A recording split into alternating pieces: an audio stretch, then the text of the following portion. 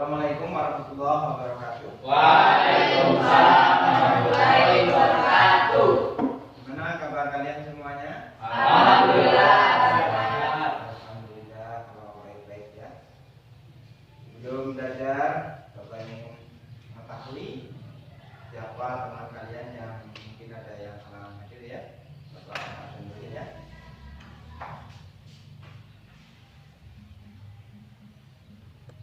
Uswatun Hasanah, Hadir Pak. Salbia Rahma, Hadir Pak. Rizka, Hadir Pak. Mutia, Hadir. Meli, Hadir. Nurul, Hadir. Sofanuddin, Hadir. Asai, Hadir Pak. Munfarid, Hadir Pak. Muhammad Handani. Hadir Pak. Ya, alhamdulillah semuanya bisa hadir, tidak ada yang salah. Baik, belum kita lanjutkan untuk memasuki materi pembelajaran pagi ini. Silakan pada ketua kelompok, ketua kelas. Ketua kelasnya Salbiah untuk memimpin doa. Sebelum belajar mari kita berdoa. Berdoa dimulai. Berdoa selesai. Terima kasih atas doanya. Mudah-mudahan dari pembelajaran kali ini bisa diberikan kelancaran oleh Allah Subhanahu wa Ta'ala ya. Amin. Baik, sebelum masuk materi, Bapak ingin kalian mengamati gambar yang Bapak pegang ya. Yang pertama ada gambar kitab apa ini? Al-Quran. Coba kamu pahami dan kamu gali apa yang terkandung di kitab suci Al-Quran ini. Siapa yang bisa menjawab? Ya Pak. Ya, silakan. Saya Sebagai petunjuk umat. sebagai petunjuk umat. Ya, boleh. Siapa lagi yang bisa menjawab? Sebagai sumber hukum. Ya, nanti kita akan jelaskan. Terus yang kedua ada gambar orang sedang Berwudu. Orang sedang berwudu. Apa kaitannya dengan Al-Quran tadi? Kita suci Al-Quran. Sebelum membaca Al-Quran harus suci dulu Pak. Ya, masuk. Siapa yang bisa menjawab lagi? Apa kaitannya gambar wudu dengan Al-Quran tadi? Ya Pak. Ya, silakan Harus kembali. bersih dari hadas kecil maupun hadas besar. Ya, bahwa wudu Membersihkan tujuannya kecil. untuk menghilangkan atau mensucikan hadas Kecil. kecil. Atau yang lebih jelasnya bagaimana? Ada yang tahu? Bahwa ibadah atau kegiatan wudu ini tidak bisa dipahami langsung dari Al-Quran, tapi perlu pengkajian mendalam yang dilakukan oleh seorang mujtahid sehingga memunculkan pemahaman atau tata cara bahwa berwudu itu awalnya seperti ini dan akhirnya juga seperti ini. Itu semuanya muncul dari seorang mujtahid. Karena di Al-Quran tidak dijelaskan secara rinci, di hadis juga tidak dijelaskan secara rinci. Makanya muncul yang namanya ilmu fikih, ya. Oke, baik. Untuk selanjutnya Bapak akan uraikan terkait materi fikih dan perkembangannya. Jadi dalam materi ini ada 4 yang akan kalian pahami, 4 bagian. Yang pertama yang berkaitan dengan ruang lingkup, ya, ruang lingkup fikih, ya. Yang kedua periodisasi perkembangan fikih. Yang ketiga yaitu tiga ilmu yang urgen bagi umat Islam di dalam syariat Islam. Yang keempat konsep fikih dan konsep fikih dalam Islam. Jadi itu yang nanti Bapak minta kalian bisa masing-masing mempresentasikan ya. Jadi sebelumnya Bapak akan membagi kelompok dulu. Ya. Untuk kelompok sini kelompok A ya. Kelompok sini tengah kelompok B. Dan 2 orang putranya kelompok C. Ini terakhir kelompok D. Jadi ada 4 kelompok. Nah, yang Bapak sebutkan tadi ruang lingkup fikih, nanti tolong kelompok A supaya mempresentasikan, menjelaskan apa maksud dengan ruang lingkup fikih ya. Terus kelompok B yang berkaitan dengan periodisasi perkembangan fikih ya. Yang kelompok C mempresentasikan yang berkaitan dengan 3 ilmu yang urgen bagi umat Islam dalam syariat Islam.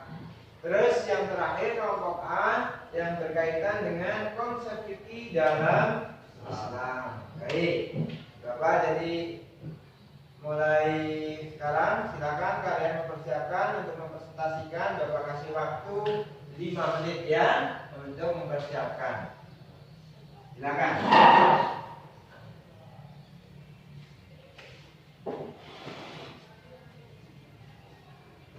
Baik Pak, saya akan mempresentasikan. Sudah siap kelompok A? Siap sudah Pak. Oh ya, silakan kelompok A untuk mempresentasikan tugasnya. Assalamualaikum warahmatullahi wabarakatuh. Waalaikumsalam warahmatullahi wabarakatuh. Saya dari kelompok A akan mempresentasikan ruang lingkup fikih. Ruang lingkup yang terdapat pada ilmu fikih adalah semua hukum yang berbentuk amaliyah untuk diamalkan oleh setiap mukallaf. Orang mukallaf yakni orang yang telah diakil balik dan mempunyai hak dan kewajiban, yaitu yang pertama, hukum bertalian dengan hubungan manusia dengan khaliknya. Kedua, hukum-hukum yang bertalian dengan muamalat. Ketiga, hukum-hukum munakahat atau pernikahan. Yang keempat, hukum jinayah atau hukum perdata. Sekian presentasi dari saya. Wassalamualaikum warahmatullahi wabarakatuh. Iya, tepuk tangannya teman-teman. Luar biasa. Oke, selanjutnya dari kelompok lain. Ya, silakan kelompok B untuk mempresentasikan. Assalamualaikum warahmatullahi wabarakatuh. Waalaikumsalam warahmatullahi wabarakatuh. Saya dari kelompok B akan mempresentasikan tentang lahirnya para tokoh dalam istinbat dan perundang-undangan. Pada masa itu, lahir para tokoh dalam istinbat dan perundang-undangan Islam. Masa itu disebut masa keemasan Islam yang ditandai dengan berkembangnya ilmu pengetahuan yang pengaruhnya dapat dirasakan hingga sekarang. Pada masa ini muncul pula mazhab-mazhab fikih yang banyak mempengaruhi perkembangan hukum Islam. Di antaranya Imam Abu Hanifah. Beliau adalah Nu'man bin Sabit bin Zuta bin Mahan At-Taib, lebih dikenal dengan nama Abu Hanifah, seorang mujtahid dan pendiri mazhab Hanafi. Lahir di Kufah, Irak pada tahun 80 Hijriah atau 699 Masehi dan meninggal di Baghdad, Irak pada tahun 1150 Hijriah atau 767 Masehi. B. Imam Malik. Beliau adalah Malik bin Anas bin Malik bin Amr al-Humyari al-Asbahi al-Madani. Lahir di Madinah pada tahun 714 Masehi atau 93 Hijriah dan wafat pada tahun 800 Masehi atau 179 Hijriah. Syekh Imam Asy-Syafi'i. Beliau adalah Abu Abdullah Muhammad bin Idris Asy-Syafi'i Al-Muttalibi Al-Quraisy, seorang mufti besar Sunni Islam dan pendiri mazhab Syafi'i. Lahir di Palestina tahun 150 Hijriah atau 767 Masehi dan wafat di Mesir tahun 204 Hijriah atau 819 Masehi. D. Imam Ahmad bin Hanbal. Ahmad bin Hanbal lahir di Baghdad pada bulan Rabiul Awal tahun 164 Hijriah. Pada nasabnya ia bernama Ahmad bin Muhammad bin Hanbal bin Hilal dari kalangan Bani Syaiban, salah satu kabilah di Arab. Sekian presentasi dari saya. Wassalamualaikum warahmatullahi wabarakatuh. Waalaikumsalam. Ya, tepuk tangannya. Dilanjut untuk selanjutnya kelompok C ya. Silakan kelompok C.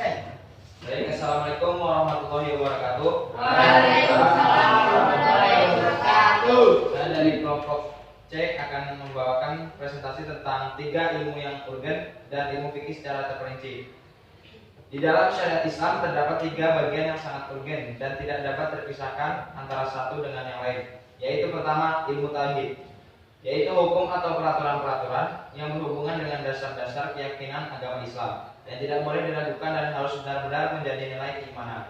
Misalnya, peraturan yang berhubungan dengan zat dan sifat Allah Subhanahu wa taala yang harus iman kepadanya, iman kepada rasul-rasulnya, malaikatnya, kitab-kitabnya, dan iman kepada hari akhir, termasuk di dalamnya kenikmatan dan siksa, serta iman kepada qadar, baik dan buruk. Ilmu tauhid ini dinamakan juga ilmu akidah atau ilmu kalam. Kedua, ilmu akhlak, yaitu peraturan-peraturan yang berhubungan dengan pendidikan dan penyempurnaan jiwa. Misalnya, segala peraturan yang mengarah pada perlindungan, keutamaan sifat, dan mencegah buruknya perilaku manusia, seperti himbauan agar berbuat benar, harus memenuhi janji, harus amanah, dan dilarang berdusta dan berkhianat. Contoh jual beli, pernikahan, peradilan, dan lain-lain.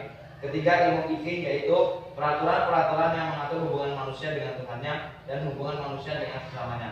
Ilmu fikih secara terperinci terbagi menjadi 4 bagian.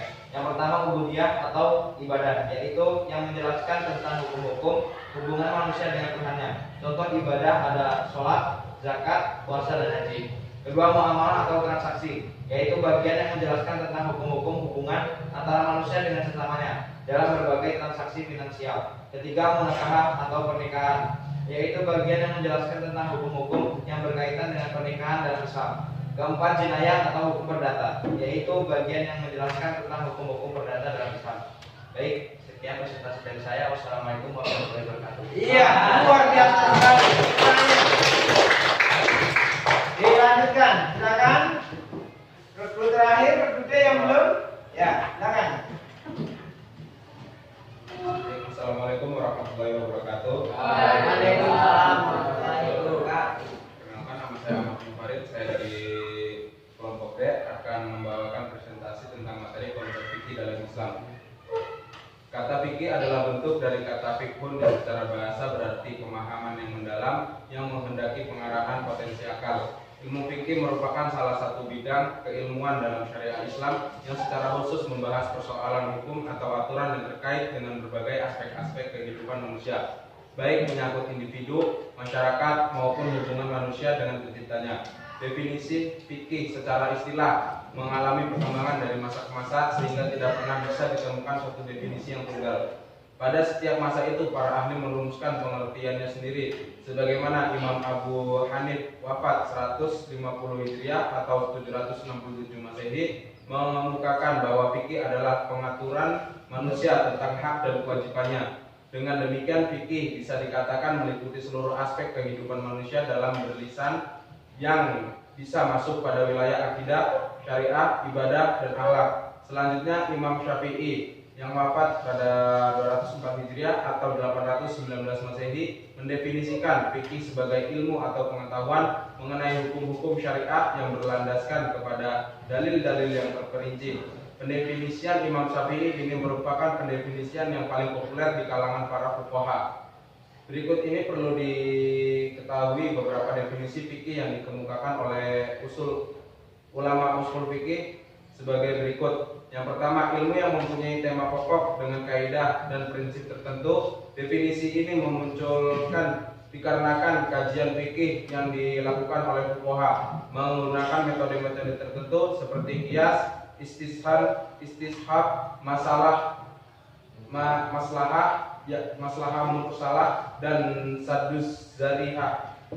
Yang kedua, ilmu tentang hukum syariah yang berkaitan dengan perbuatan manusia, baik dalam bentuk perintah yaitu wajib, larangan yaitu haram, pilihan yaitu mubah, anjuran untuk melakukan atau sunnah, maupun anjuran yang menghindarinya atau makruh, yang didasarkan pada sumber-sumber syariah, bukan akal atau perasaan. Yang ketiga, ilmu tentang hukum syariah yang berkaitan dengan ibadah dan muamalah. Dari sini bisa dimengerti kalau fikih merupakan hukum syariah yang lebih bersifat praktis yang diperoleh dari istidlal atau istinbat atau penyimpulan dari sumber-sumber syariah atau Al-Quran dan hadis. Yang keempat, fikih diperoleh melalui dalil yang terperinci atau tafsili, yakni Al-Quran, Al-Hadis, Qiyas, dan Ijma, melalui proses istidlal atau deduktif, istinbat atau induktif, atau nazar atau analisis. Oleh karena itu tidak disebut fikih manakala proses analisis untuk menentukan suatu hukum tidak melalui istidlal atau istinbat terhadap salah satu sumber hukum tersebut.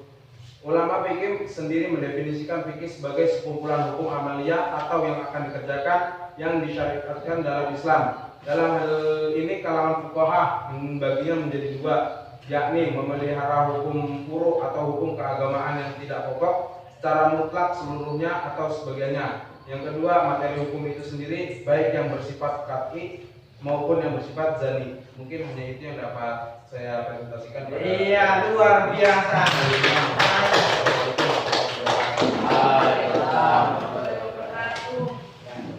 Untuk selanjutnya yaitu sesi diskusi.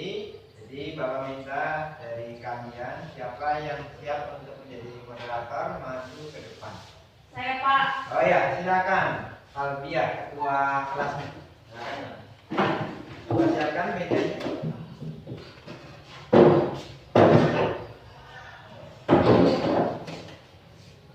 Ya, silakan Albiah.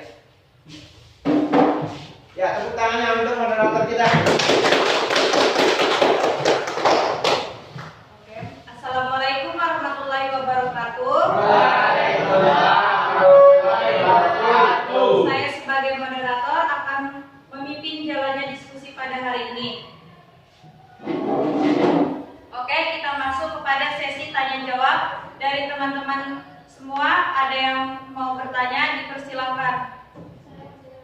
Oke, kelompok A dipersilakan.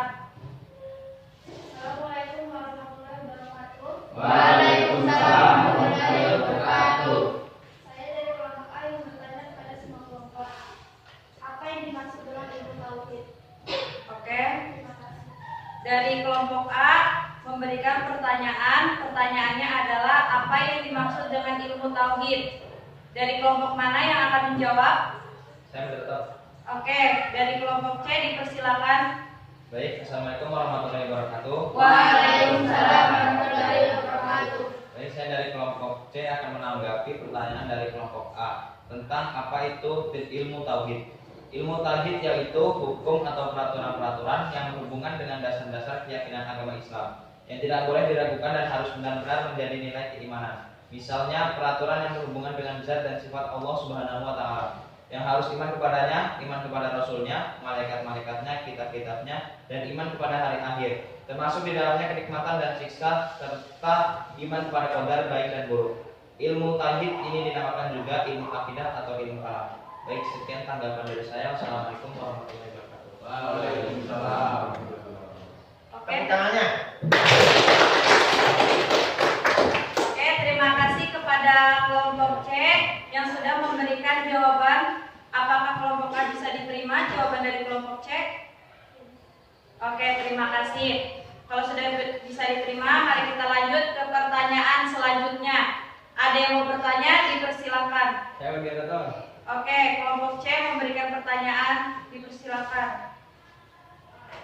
Saya akan memberi pertanyaan ke semua kelompok. Apa yang dimaksud 4 mazhab yang dipresentasikan kelompok B? Apakah 4 mazhab tersebut mustahil atau bagaimana? Dan jika mustahil, jelaskan apa yang dimaksud. Sekian dan terima kasih. Ya. Ayo, Mas. Ya, baik pertanyaannya dari kelompok C. Dari kelompok mana yang akan menjawab pertanyaan dari kelompok C? Ya, dari kelompok B. Dipersilakan untuk menjawab. Baik, saya dari kelompok B akan menjawab pertanyaan dari kelompok C. Mazhab mujtahid ada 4, yaitu Imam Abu Hanifah, Imam Malik, Imam Asy-Syafi'i, dan Imam Ahmad bin Hambal. Mereka berempat sudah mujtahid. Pengertian mujtahid yaitu mujtahid atau faqih adalah seorang yang memiliki kemampuan ijtihad atau istinbat hukum-hukum syariat dan dari sumber-sumber muktabar dan diandalkan. Ya, mungkin hanya itu yang dapat saya jawab. Kurang dan lebihnya saya mohon maaf. Saya akhiri, Pak. Wassalamualaikum warahmatullahi wabarakatuh. Iya, betul sekali jawabannya. Ya, jawaban dari kelompok B apakah bisa diterima dari kelompok C? Ya. Oke, kita masuk ke pertanyaan selanjutnya. Kelompok mana yang akan memberikan pertanyaan? Ayo, moderator. Ya, dipersilakan. Saya dari kelompok D akan memberikan pertanyaan kepada semua kelompok. Jelaskan dalam fikih yang berkaitan tentang hukum syariah. Ya, bagus sekali pertanyaannya. Kelompok mana yang akan memberi jawaban? Ya, silakan. Yaitu ilmu yang berkaitan dengan perbuatan manusia, baik dalam bentuk perintah, wajib, larangan, haram, pilihan, mubah, anjuran untuk melakukan sunnah, maupun anjuran agar menghindarinya, makruh, yang didasarkan pada sumber-sumber syariat, bukan akal atau perasaan. Ya, baik. Bagus sekali jawabannya dari kelompok A. Apakah bisa diterima dari kelompok D? Oke. Terima kasih kepada semua yang sudah memberikan pertanyaan pada diskusi hari ini. Ada yang bisa menyimpulkan diskusi pada hari ini? Dipersilakan. Ya, kelompok C. Ya baik, saya akan menyimpulkan tentang materi pada pagi hari ini. Yang pertama yaitu tentang ilmu tauhid, yaitu hukum atau peraturan-peraturan agama Islam yang berhubungan dengan Allah Subhanahu wa taala.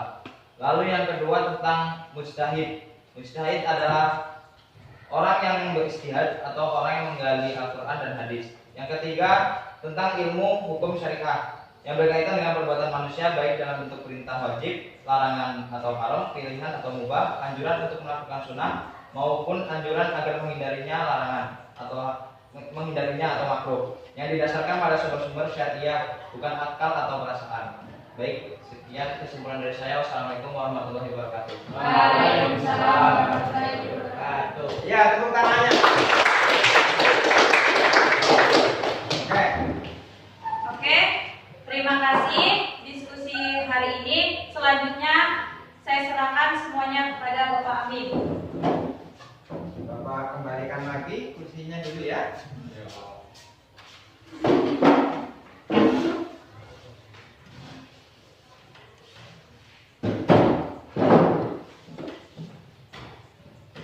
Baik, sedikit Bapak akan jelaskan terkait dengan periodisasi perkembangan fikih. Jadi perkembangan fikih ini mulainya dari zaman Nabi Muhammad SAW. Sedangkan di zaman Nabi ini ada saat waktu Nabi Muhammad masih di kota Mekah, ya. Terus zaman Nabi Muhammad setelah pindah atau hijrah ke mana? Terus setelah Nabi Muhammad wafat ada periode zaman sahabat, ya. Saat itu sahabat kalau mencari sesuatu hukum yang tidak dijumpai dalam Al-Quran dan hadis, maka para sahabat mengambil keputusan dengan cara ijtihad. Nah, ijtihadnya para sahabat ini disebut dengan ijma, ya, ijma sahabat.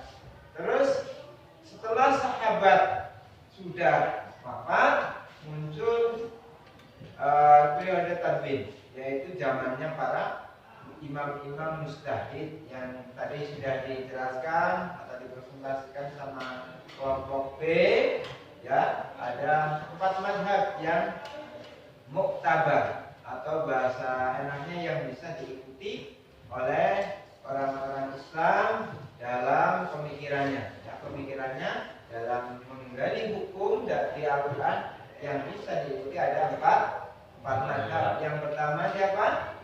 Mazhab Imam Syafi'i, terus Maliki, Hambali, dan Hanafi. Itu ada 4. Jadi mereka berempat atau imam 4 inilah yang mempunyai andil besar, ya, dalam syariat Islam, dalam mengatur agama Islam, mengatur kehidupan manusia sehari-hari mulai dari bangun tidur sampai tidur lagi, ya. Jadi karena di dalam Al-Quran kadang ada sesuatu hukum yang tidak dijelaskan secara rinci, hanya dengan globalan atau secara telaahnya saja. Contohnya kayak aqimis sholat, kalian kerjakan sholat, kerjakanlah sholat.